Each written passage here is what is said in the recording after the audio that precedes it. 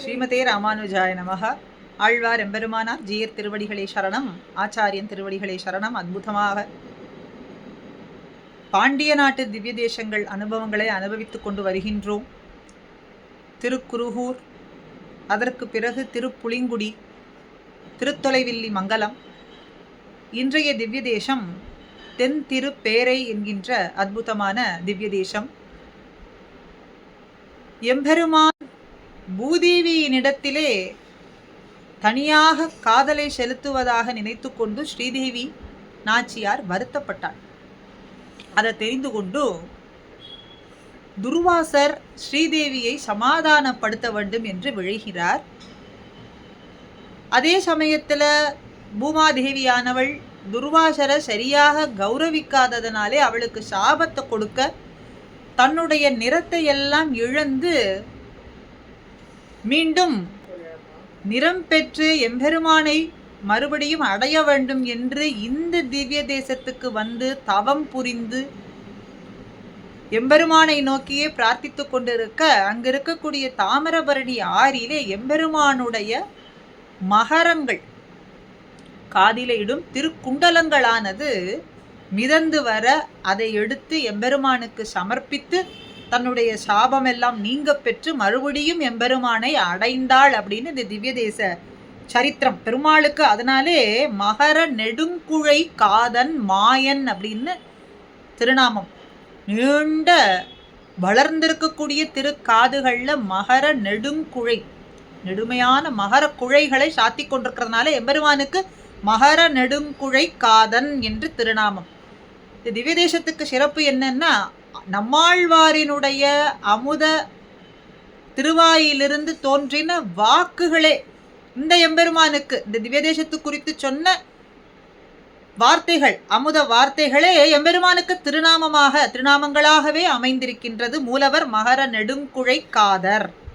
நிகரில் முகில்வண்ணன், நிகரில் முகில்வண்ணன் கிழக்கு நோக்கி அமர்ந்த திருக்கோலம் வலது திருக்கை வரது ஹஸ்தமாக அமைந்திருக்கிறது. குழைக்காதுவல்லி நாச்சியார், மகர நெடுங்குழை காதர், குழைக்காதுவல்லி நாச்சியார், திருப்பேரை நாச்சியார்னு ரெண்டு தனிக்கோயில் நாச்சியார் சந்நிதி இந்த திவ்ய தேசத்திலே. சக்கர புஷ்கரணி சங்க தீர்த்தம்னும் பத்திர விமானத்துக்கு கீழே எம்பெருமான் எழுந்தருளி இருந்து பிரத்யக்ஷமாக சுக்ரன், ஈசான்ய ருத்ரன் மற்றும் பிரம்மனுக்கு காட்சி கொடுத்து கொண்டு எழுந்தருளியிருக்கிறான். நம்மாழ்வாராலே அற்புதமாக மங்களாசாசனம் பண்ணப்பட்ட திவ்ய தேசம் 11 பாசுரங்களாலே இந்த எம்பெருமான நோக்கி மங்களாசாசனம் செய்திருக்கிறார் நம்மாழ்வார். தென்னிலங்கை செற்றபிரான் வந்து வீற்றிருந்த பேரையிற்கே புக்கு என்னெஞ்சம் நாடி பேர்த்து வரவெங்கும் காணமாட்டேன் ஆரையினி இங்கு உடையம் தோழி என்னெஞ்சும் கூவவல்லாரும் இல்லை யாரை இனி கொண்டு என் சாதிக்கின்னது என் நெஞ்சம் கண்டதுவே கண்டேனே என்று நம்மாழ்வார் தென் திருப்பேரை எழுந்திருக்கும் எம்பெருமானை குறித்து மங்களாசாசனம் செய்கிறார்.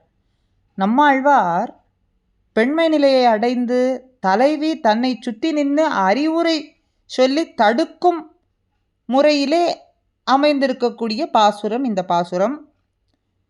பேரையில் சூழ் கடல் தென்னிலங்கை செற்றபிரான் வந்து வீற்றிருந்த பேரையிர், உயர்ந்த மதில்களாலே சூழப்பெற்றதான தென்னிலங்கை, அந்த இலங்கை தேசத்தை அழித்த எம்பெருமான் வந்து வீற்றிருக்கும் திருப்பேரை என்னும் திவ்ய தேசத்திலே புகுந்து பேரையிற்கே புக்கு என் நெஞ்சம் நாடி பேர்த்து வரவெங்கும் காணமாட்டேன்.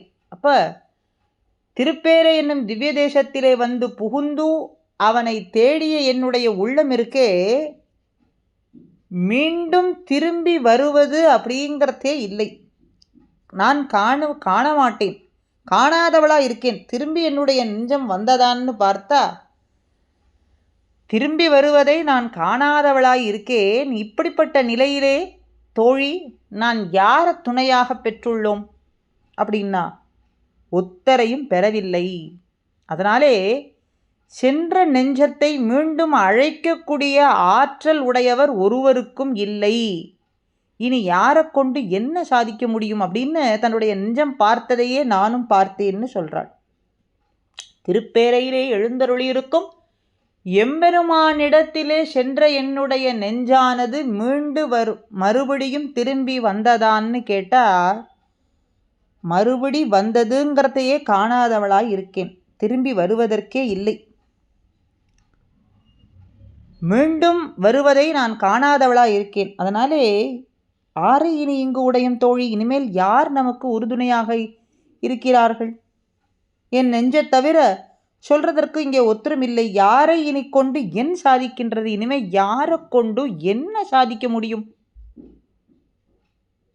என் நெஞ்சம் கண்டதுவே கண்டேனே, என்னுடைய நெஞ்சு பார்த்ததையே நானும் பார்த்தேன்னு சொல்றாள். ஆக சூழ்ந்திருக்கக்கூடிய கடல், அதையே அரணாக கொண்ட தென் இலங்கை, அதை அழித்த பிரான், அவனே வந்து இங்கே வீற்றிருக்கக்கூடிய திருப்பேரை, பேரையிற்கே அந்த திருப்பேரையிலேயே என்னுடைய நெஞ்சமானது புகுந்து அவனிடத்திலேயே நாடி இருந்தது.